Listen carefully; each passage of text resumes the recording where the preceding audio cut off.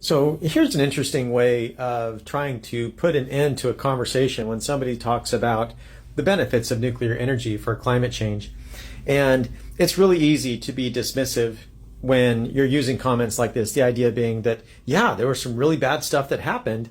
And if you have something that has a narrative with it of great evil, it makes it quite effective to just put an end to the conversation.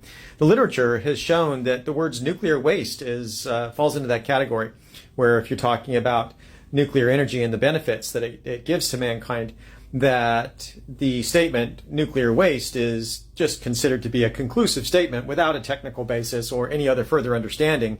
It's just part of the ethnography. And so that's how these terms are being used right here. When the facts are, and this is kind of funny, TikTok has multiple times banned me from being able to post anything, because when I've been posting things, I would include a link to the United Nations expert panel which reviewed Fukushima and Chernobyl. And with Fukushima, the interesting thing is that the dose was insufficient to create any measurable medical effects in the Japanese public at all. It was just too small, too close to background. And the real harm that came from Fukushima was asking everybody to move, making them move, really.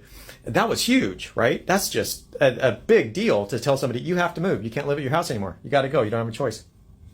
That's huge. And to put that in context, in the United States, the Environmental Protection Agency would allow people to, or would make a recommendation at the minimum of 1 rem per year that they would recommend somebody move. No more than 5, between 1 and 5 rem. Somewhere around 2 rem probably is about where they would say.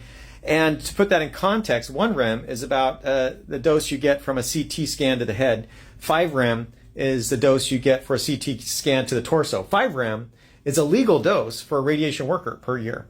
It's below the level where you would get any measurable medical effects. And so it's just that we're really conservative.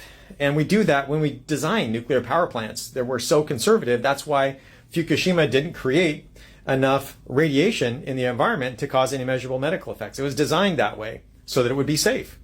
And it's easy to associate, well, if they're telling us to move, it's got to be horrific, right? And it's not so much that it's horrific, it's that we're conservative.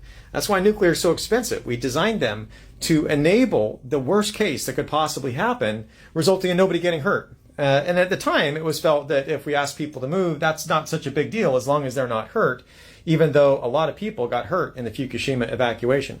Now, Chernobyl, that was pretty bad. It's certainly not the worst industrial accident, right? I mean, Bhopal, India was far worse than that a couple years before that. But let's take things in context.